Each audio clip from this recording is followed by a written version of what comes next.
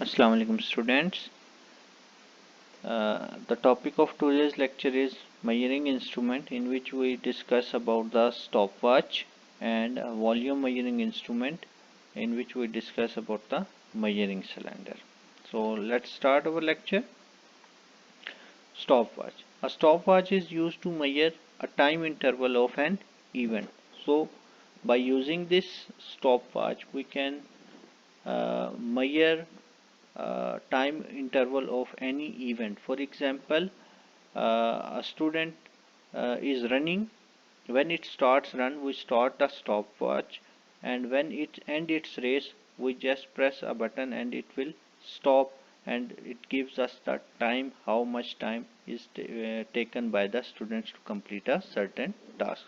Basically, there are two types of stopwatches. The first is the mechanical stopwatch, which use a dial and a knob over it, and the least count of stopwatch is 0.1 second. Remember, least count means the minimum value that an instrument can measure, so a mechanical stopwatch can measure 0.1 second. Okay. Similarly, there is another type of stopwatch which is called digital stopwatch. Now this digital stopwatch use digital values, and it uses an electronic circuit instead of mechanical gears. It uses a electronic circuits to measure the time interval of an event, and its least count is 0.01, means 1/100th of the second. So it is more reliable than mechanical stopwatch. Now let's see how these stopwatches work. Now a mechanical stopwatch has a knob that is used to wind a spring to power the watch. You see, there is a knob over here. You can see in this figure that when we press this knob one time, this stopwatch starts, and you can see this dial is moving, measuring the second. Now this you can see 0, 5, 10, 15, this shows the second, and the small dial inside it shows the minutes. So when it this large needle complete one rotation, this small needles move 1 point, means 1 minute, and then when we press this button, this knob on the top of this watch, when we press it again, it stops.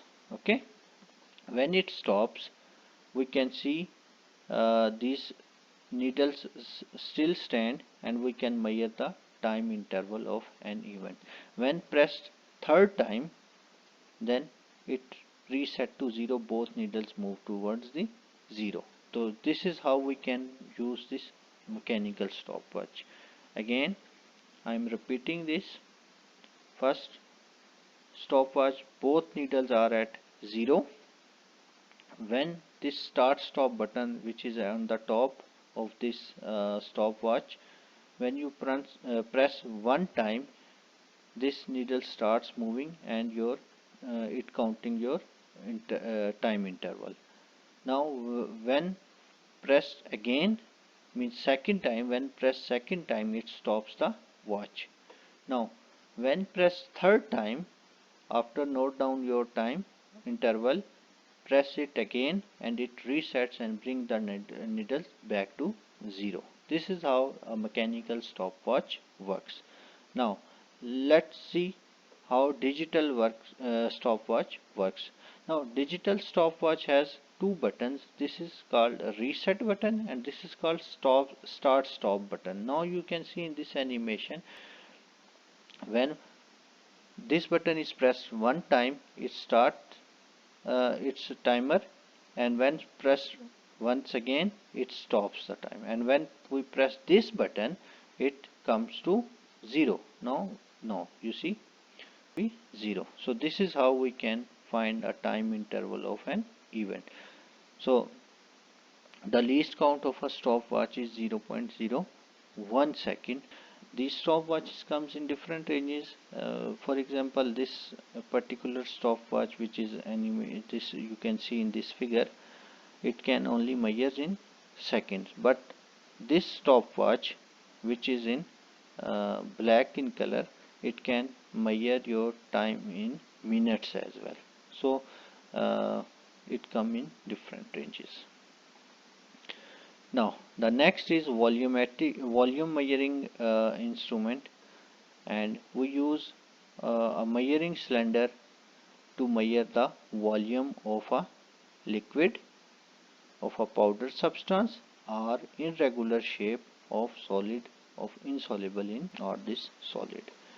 Now you can see in this figure uh, these measuring cylinders comes in different ranges, and a scale is marked on its stem or on its body.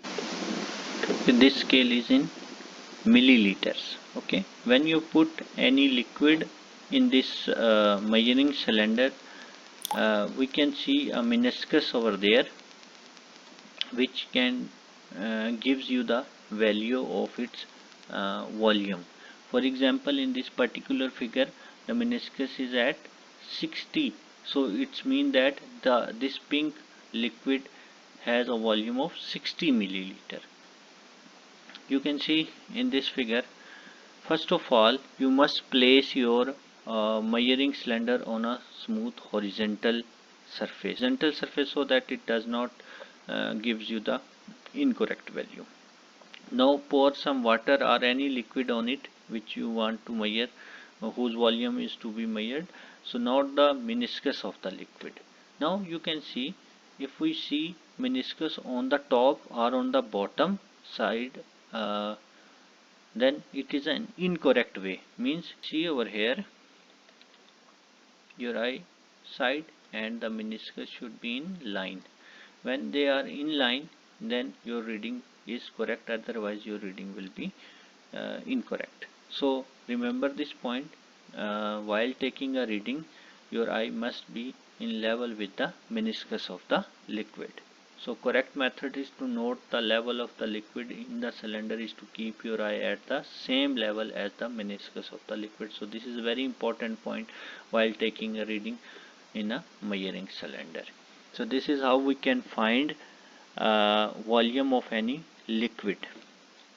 Now how we can find the volume of a irregular shape solid. So first of all, take some water in any measuring cylinder. For example, in this measuring cylinder we take water up to 20 milliliter.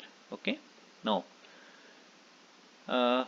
note this reading as the initial volume. So initial volume in this case is 20 milliliter, as we can see. Now tie a solid with a thread. Those solid or any irregular shape,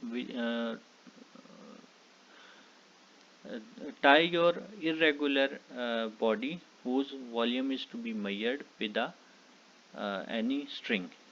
Now pour this irregular shape in this liquid. You see there is a rise in a level. You can see this, there is a rise in the level of this liquid. Note down the final reading, which is in this case is 23 milliliter.